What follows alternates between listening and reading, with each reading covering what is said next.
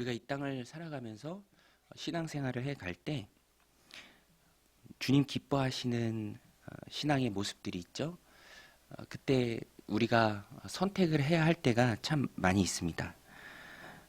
왜냐하면 악한 마귀는 항상 우리로 하여금 하나님의 뜻대로 못 살게 하고 또 죄를 짓도록 유혹하고, 그래서 믿음에서 떨어져 나가도록 항상 밤잠도 안 자고 택한 자라도 미혹하려고 애쓰는 마귀의 방해가 있기 때문이죠.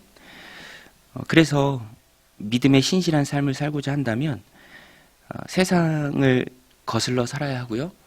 또 그 가운데 부딪히는 영적인 싸움, 또 믿음의 도전들, 그 가운데 기도하며 하나님의 뜻을 찾고 바르게 선택하는 일들이 참 많이 있습니다.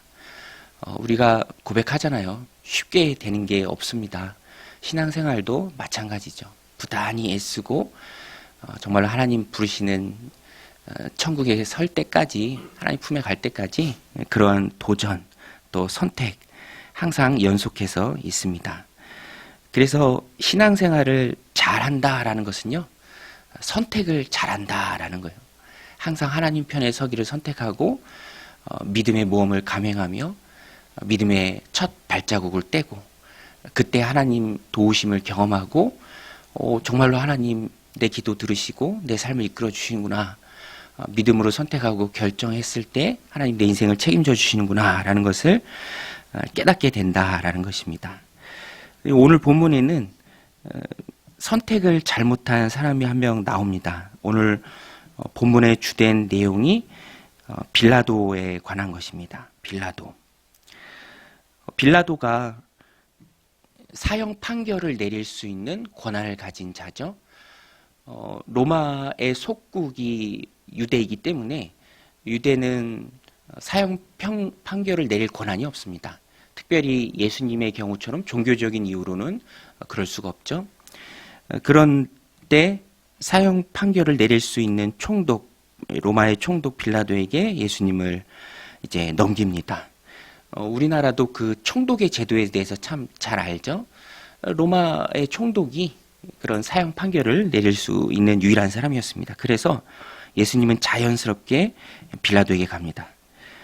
그런데 빌라도는 예수님을 신문하면서 특별히 예수님에게 사형을 내릴 만한, 사형을 언도할 만한 죄가 없다는 것을 잘 알았죠. 또 종교적인 이유를 가지고 사형 판결을 내릴 수는 없습니다.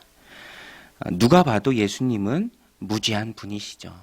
빌라도도 일말의 양심이 있었습니다. 그래서 오늘 본문에 보면 빌라도가 몇 가지 제안을 해요. 처음에는 명절 때는 우리나라의 광복절 특사처럼 죄수를 한 명 풀어주는 제도가 있었던 것 같습니다. 그래서 바라바라 하는 죄수를 풀어주려고 하죠. 이유는 그래도 예수님에 대해서 호의적인 무리가 있다면 정치범이었던 것 같아요. 바라바.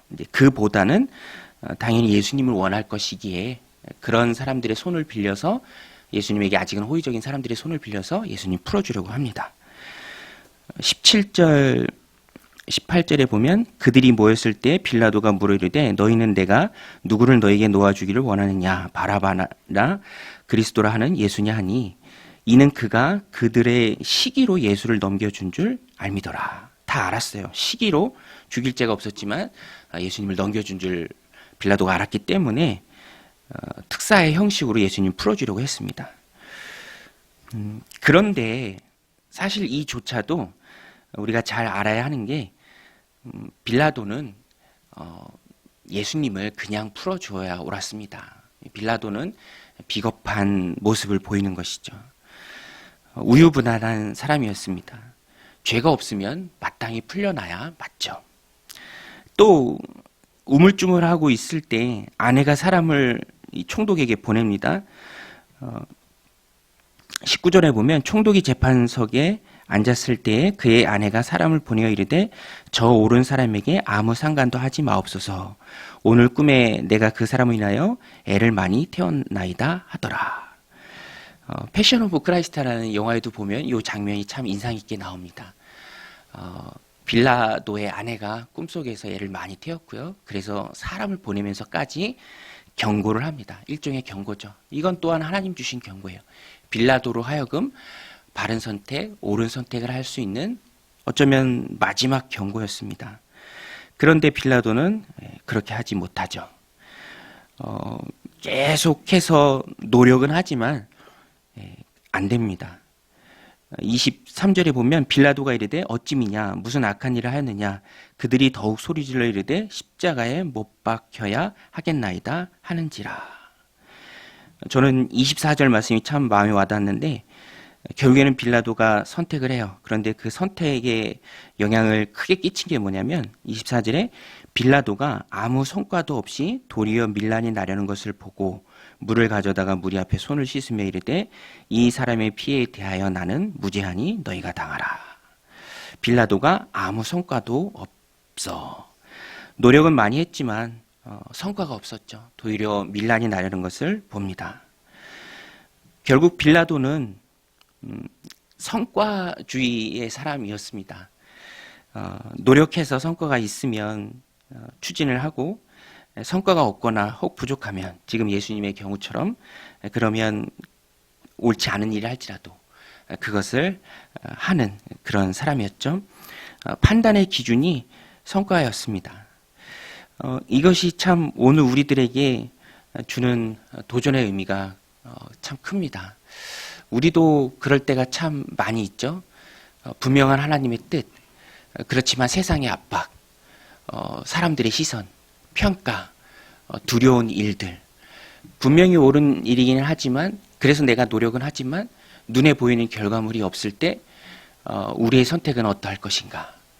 사실 나오는 오늘 인물의 핵심 인물이 빌라도이기 때문에 빌라도에게 우리를 대입하기는 좀 그렇다라고 생각할 수도 있지만 제가 보니까 꼭 그렇지는 않습니다.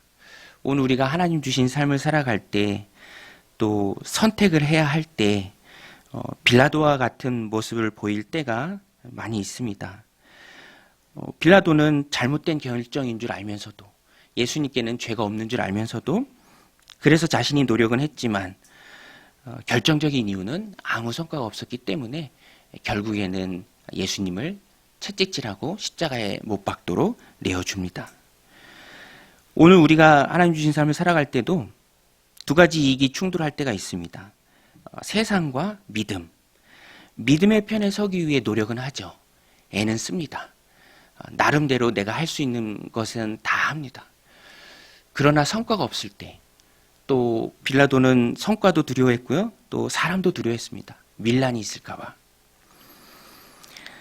성과가 안 보일 때, 그때 우리는 어떻게 해야 하는가? 저는 말씀을 준비하면서 이제 두 사람이 생각났습니다. 첫 번째는 다니엘과 세 친구들이죠. 다니엘의 세 친구들. 느부갓네살 왕의 앞에서 담대하게 말하죠. 우리는 왕이 세우신 금신상에 절할 수 없습니다. 그것이 우리의 신앙입니다. 우리를 풀무불에 던진다 할지라도 우리는 왕이 세우신 금신상 앞에 절할 수 없습니다. 그리고 말하죠. 하나님께서 우리를 풀무불에서 건져주실 것입니다. 그렇지만 그런 성과가 없을지라도 예전 성경에는 그리 아니하실지라도 또 스데반 집사님도 사도행전에 보면은 마지막에 열심히 복음을 전하는 어찌 보면 자신에게 주어진 마지막 변론의 시간인데 그것도 열정적으로 복음을 전하는 설교의 시간으로 써요. 그렇지만 반응은 싸늘합니다. 성과는 없어요. 결과는 없습니다. 오히려 그것 때문에 스데반 집사님이 순교의 잔을 마시게 되죠.